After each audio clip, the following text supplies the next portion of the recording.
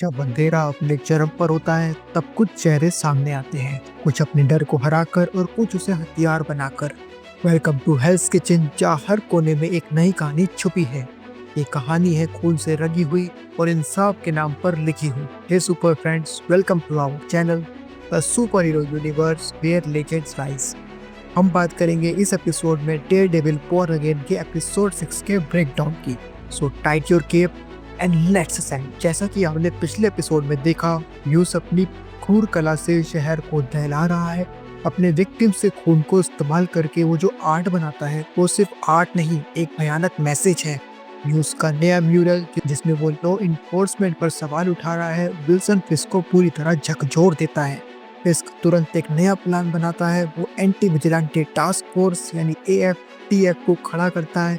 इस task force का बस एक ही मकसद है, यूस को पकड़ना और शहर में उसकी दहशत को खत्म करना।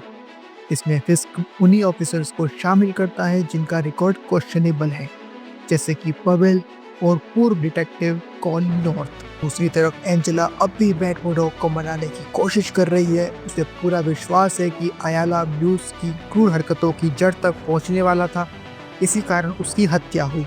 एंजेला चाहती है कि मैट इस केस में उसकी मदद करे, मगर मैट का अपने अंदर का संघर्ष उसे रोके हुए है। वो डेयरडेविल बनने के लिए खुद को तैयार नहीं कर पाता। फिस्क सिर्फ सड़कों पर ही नहीं बल्कि शहर की पॉलिटिक्स में भी अपनी पावर बढ़ाने में लगा है।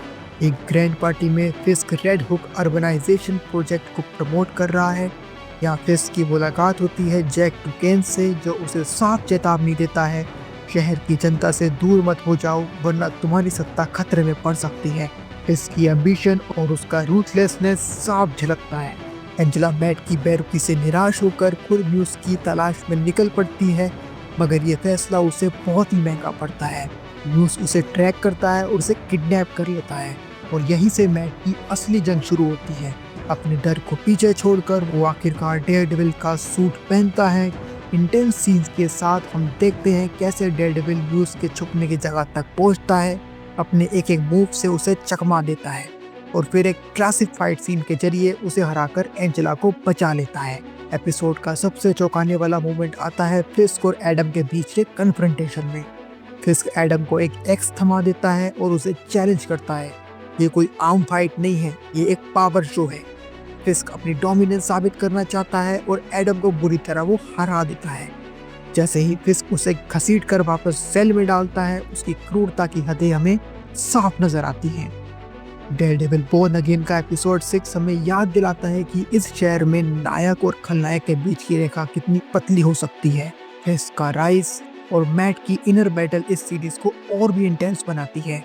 क्या डेयरडेविल न्यूज़ को पूरी तरह रोक पाएगा और फिस्क की अगली चाल क्या होगी, ये तो हमें आगे आने वाले एपिसोड्स में ही पता लग पाएगा।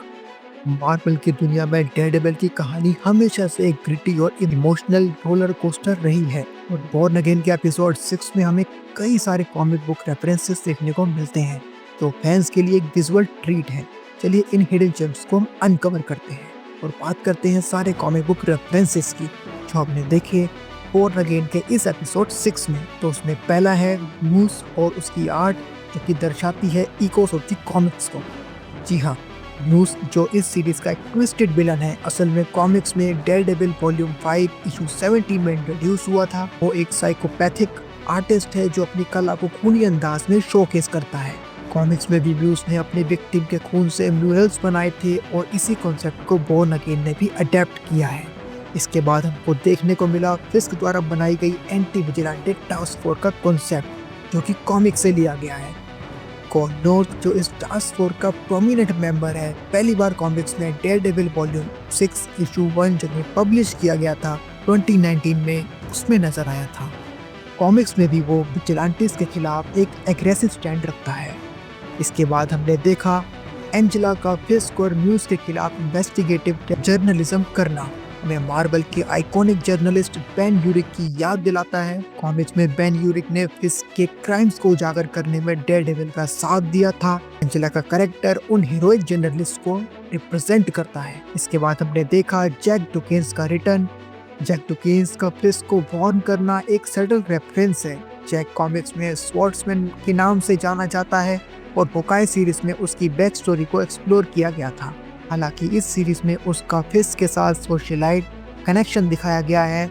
ये फिश की इन्फ्लुएंस और पॉलिटिकल रीच को दर्शाता है। इसके बाद हमने देखा एपिसोड 6 में मैट मोडॉक का क्लासिक रेड सूट पहनकर रिटर्न करना।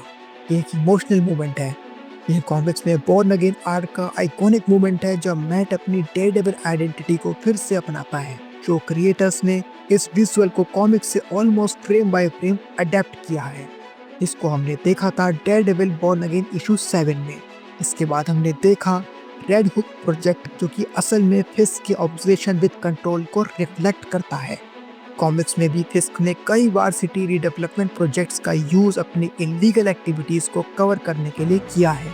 ये कॉन्सेप्ट हम मेयर फिस्क आर्क में भी देख चुके हैं, जो कि पब्लिश हुआ था डेयरडेविल वॉल्यूम 6 इशू 595 में, जो कि चला था इशू 600 तक, जिसे लिखा गया था चार्ल्स ओस्टिफेलो के द्वारा।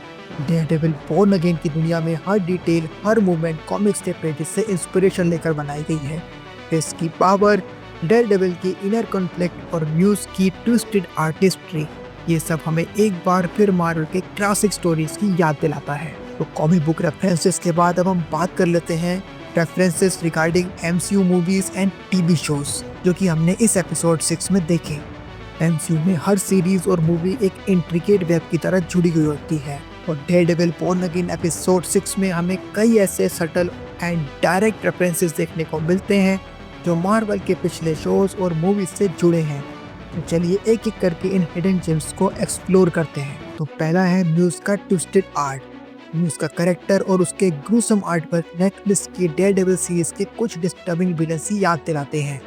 विल्सन फिस्क की आइकॉनिक आर्ट गैलरी सीन्स और उसकी twisted appreciation for dark art work episode 6 के म्यूज के म्यूरल्स को और ज्यादा सिनिस्टर बनाते हैं। इसके बाद एंटी विजिलेंटे टास्क फोर्स का हमको एक रेफरेंस मिलता है Captain America Civil War movie से रिलेटेड। इसका anti vigilante task force establish करना MCU की सोकोविया अकॉर्ड्स की याद दिलाता है। कैप्टन अमेरिका सिविल वॉर में सोकोविया अकॉर्ड्स को इंट्रोड्यूस किया गया था, जिसका उद्देश्य भी विजिलेंटेस और हीरोज को कंट्रोल करना था। इसका इस कॉन्सेप्ट को अपने तरीके से ट्विस्ट करना दिखाता है उसके मैनिपुलेटिव नेचर को। इसके बाद कॉल नॉर्थ का नो नॉनसेंस कॉप पर्सोना हमें लूक केज और द पनिशर में देखे गए morally grey law enforcement officers की याद दिलाता है। कॉल नॉर्थ भी अपनी तरीके की स्ट्रिक्ट जस्टिस में विश्वास रखता है, जो फ्रैंक कासल यानी पनिशर के कॉन्फ्लिक्टेड नेचर को मिरर करता है। इसके बाद हमने देखा फिस्क और एडम के बीच का वायलेंट कन्फ्रंटेशन। होकाई सीरीज के फिस्क के ब्रूटल फाइट्स की हमको ये याद दिलाता है। फिस्क का फिजिकल डोमिनेंस और टेरिफाइंग स्ट्रेंथ यहाँ फिर से दिखाया गया है। Clint Barton and Maya Lopez के साथ उसी कन्फ्रंटेशन को देखकर ये साफ है कि फिस्क एक अनस्टॉपेबल फोर्स है।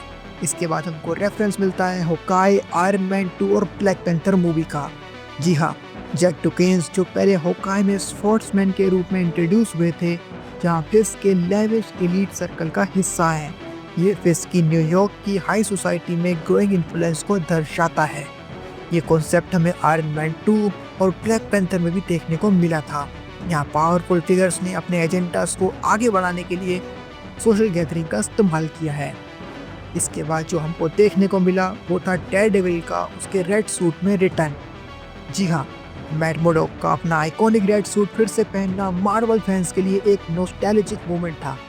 ये एक विजुअल कॉल बैक है जब मैट ने स्पाइडरमैन नो वे होम में पीटर पार्कर को लीगल एडवाइस दी थी और फैंस को हिंट दिया था कि डेयरडेविल MCU में फुल रिटर्न करने वाला है। इसके बाद जो आखिरी रेफरेंस हमको देखने को मिलता है वो रिलेटेड है falcon and the winter soldier से रिलेटेड, जिसमें हमको दिखाया गया था पावर ब्रोकर का इन्फ्लुएंस। तो इस एपिसोड में फिस्क का रेड हुक प्रोजेक्ट MCU में फिस्क के कॉमिक बुक काउंटर पार्ट के अर्बन डोमिनेशन प्लान्स की तरह है। Falcon and the winter soldier में भी ऐसे पावर प्लेस देखने को मिले थे, जहां पावर ब्रोकर ने सिटीज को कंट्रोल करने के लिए सिमिलर मेथड अपनाए थे। डेयरडेविल बॉर्न अगेन का हर एपिसोड हमें MCU के एक बड़े पजल का हिस्सा महसूस कराता है, और एपिसोड 6 में ये रेफरेंस ना सिर्फ फैंस को नॉस्टैल्जिक फील देते हैं, बल्कि मार्वल यूनिवर्स के इंटरकनेक्टेड नेचर को भी सेलिब्रेट करते हैं। आप बताइए, आपको कौन सा कॉमिक बुक रेफरेंस, कौन सा MCU टीवी या मूवी रेफरेंस आपको पसंद आया?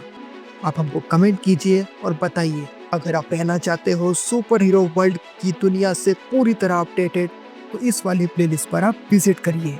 इस पर हम सुपर न्यूज़ के वीकली एपिसोड पब्लिश करते रहते हैं, जिसमें हम बात करते हैं मार्वल डीसी की आने वाली सभी movies, TV shows, comic book और किसी भी तरह की अपडेट के बारे में। अगर आपने डेयरडेविल बॉर्न अगेन के एपिसोड्स का ब्रेकडाउन नहीं देखा है, तो इस वाली प्लेलिस्ट पर आप विजिट करिए। इसमें हमने हर एपिसोड के detail story, comic book references, Easter eggs, MCU connection, comic book connection, TV connection, shows connection, सभी के बारे में बात करी है और किया है डीप एनालिसिस। अगर आप मार्वल के legendary super hero, super villains की कॉमिक बुक ओरिजिन हिस्ट्री जानना चाहते हो, तो इस वाली प्लेलिस्ट पर आप विजिट करो। और डीसी के लिए इस वाली प्लेलिस्ट पर, जिसमें हमने डीसी के सुपर हीरोज और सुपर विलेंस की कॉमिक बुक ओरिजिन हिस्ट्री के बारे में बात करी है। अगर आप मार्वल की फेज 5 की सभी टीवी शोज और मूवीज के बारे में जानना चाहते हो, तो इस वाली प्लेलिस्ट पर आप विजिट कर सकते हैं। अगर आपको अभी भी नहीं पता है कि नया डीसी यूनिवर्स क्या है, इसके अंदर कौन सी मूवीज, टीवी शोज आने वाले हैं, तो इस वाली प्लेलिस्ट पर आप विजिट करिए, जिसमें हमने बात करी है नए डीसी यूनिवर्स की सभी टीवी शोज और मूवीज के बारे में। ऐसी और अमेजिंग वीडियोस के लिए आप हमारे चैनल को सब्सक्राइब कीजिए, इस वीडियो को लाइक कीजिए, शेयर कीजिए और हाँ, बेल आइकन को दबाना बिल्कुल ही मत भूलिएगा। तब तक के लिए stay in the crew, we will get you all DC and MCU.